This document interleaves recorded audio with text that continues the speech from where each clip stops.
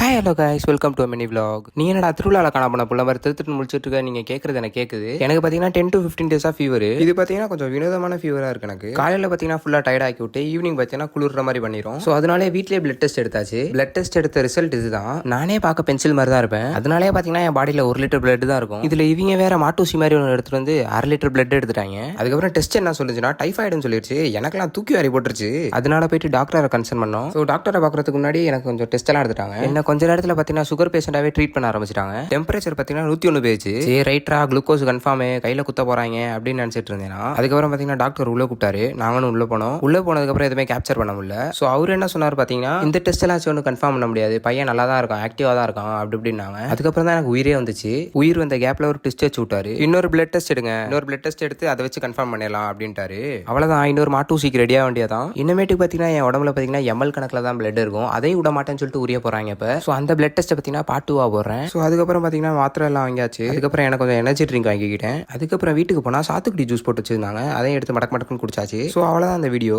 நம்ம பாடி கண்டிஷனும் முடிஞ்சு, வீடியோ முடிஞ்சு. நெக்ஸ்ட் விலாக்ல பார்க்கலாம்.